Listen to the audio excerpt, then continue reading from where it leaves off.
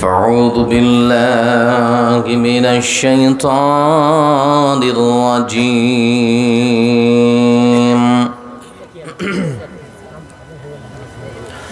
بسم الله الرحمن الرحيم قل يا أهل الكتاب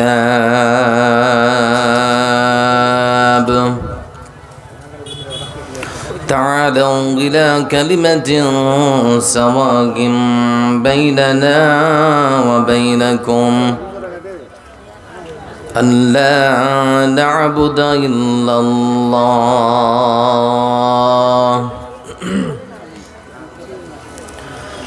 وقال الله تبارك وتعالى أعوذ بالله من الشيطان الرجيم بسم الله الرحمن الرحيم وكان حقا علينا نصر المؤمنين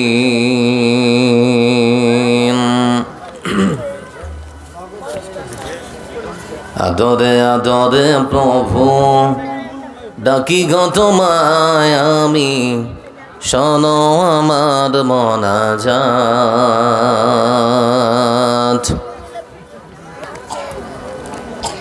আদরে আদরে আমি ডাকি গো তোমায় প্রভু শোনো আমার মোনাজাত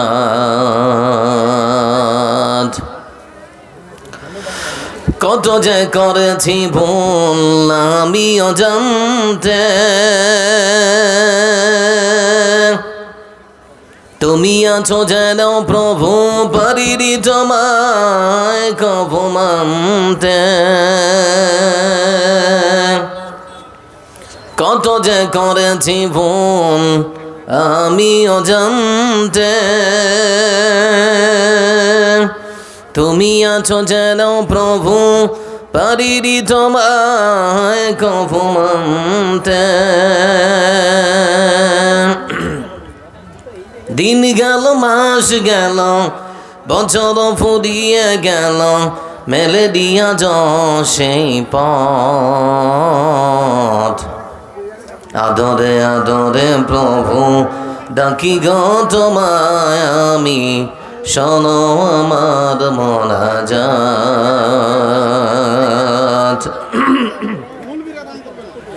জানি গো জানি প্রভু তুমি বড় দয়াবান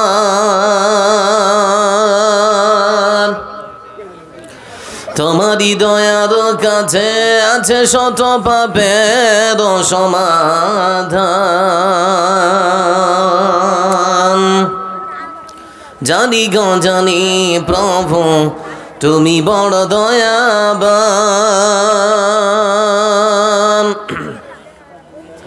তোমারই দয়ার কাছে আছে শত পাপের সমাধান আছে অনেক দয়া তোমার বুলসেরাত করো গপার নসিবে দিও সেই জান্নাত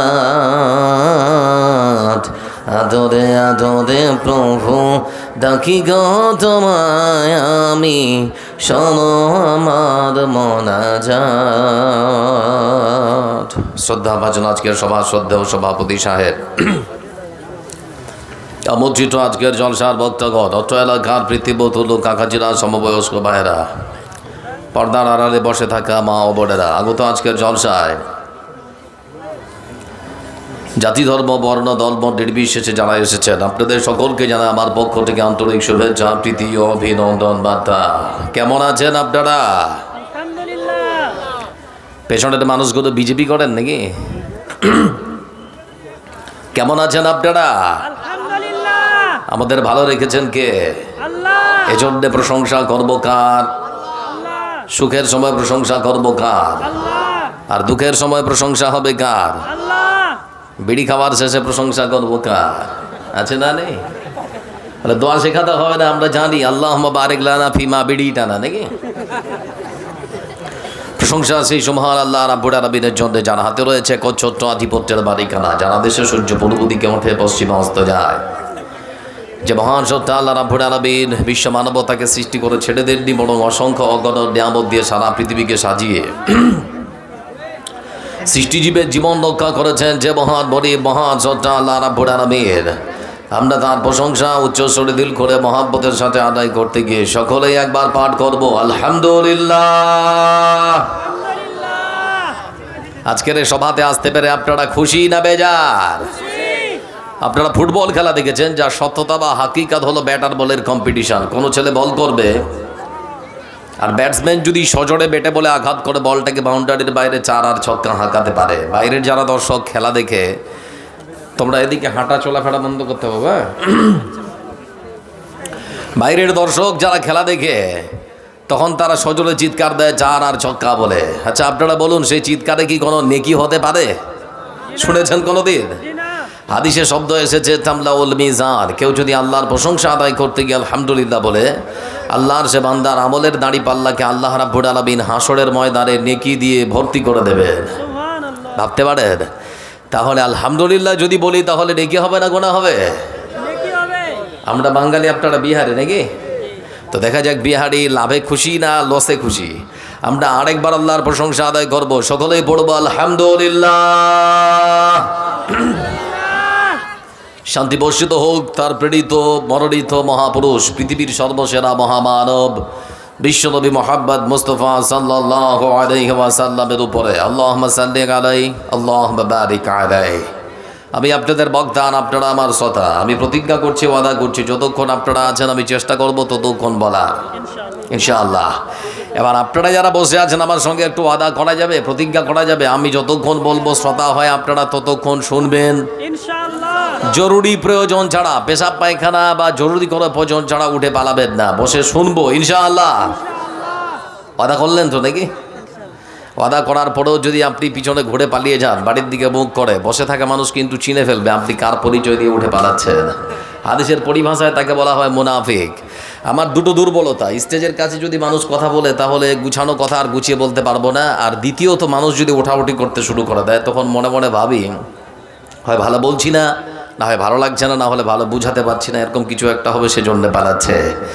তো যাক, আমাকে দেখতে মেম্বার লাগছে না, প্রধানও লাগছে না, মুখিয়ার মতো দেখতে মনে হচ্ছে না, তাই তো নাকি? যদি বলেন গ্রামের রাস্তা খারাপ করে দিতে হবে, আমি কেন, আমার বাপও পারবে না। তবে ইনশাআল্লাহ করার এবং হাদিস থেকে সংক্ষিপ্ত কিছু বিবরণ আপনাদের সামনে পেশ করার চেষ্টা করবো ইনশাআল্লাহ। কেসা কাহিনী শুনে আর কমেডি করে আপনাদের পরকাল নষ্ট করে নিজের পরকাল হারাতে রাজি নই। যা বলবো দলিল সহকারে। আজকালকার ছতা হয়েছে কেমন জানেন? বক্তা যদি কমেডি না করে, কৌতুক যদি না বলে, গল্প বা কেসা কাহিনী যদি না বলে, তাহলে ছতাকে ধরে রাখা খুব মুশকিল, তাই তো নাকি? এজন্যই মূলত মুসলমানদের কপাল পড়েছে, এরা কোরআন হাদিস শুনতে খুব একটা ভালোবাসে না। সেজন্যে কৌতুক বক্তা যারা, তারা প্রকাশ্যে স্টেজে বসে বলছে এখনকার মানুষ কোরআন হাদিস হয়তো শুনতে চাচ্ছে না। আপনারা ভাবতে পারেন এই কথাটার মধ্যে কত বড় ইসলাম বিদ্বেষী কথা ঢুকে আছে। যে বক্তা বলেছে তাকে সপাটে চড় মারা দরকার ছিল। বেটা তুই কোরআন হাদিস বলতে পারিস না, মানুষ কোরআন হাদিস শুনবে না? মানুষ তো কোরআন হাদিস শুনতেই এসেছে, তাই তো নাকি? আজকে যে সমস্ত বক্তারা এসেছে, সিরাজ ভাইয়ের চেহারা দেখতে এসেছিলেন আপনারা নাকি?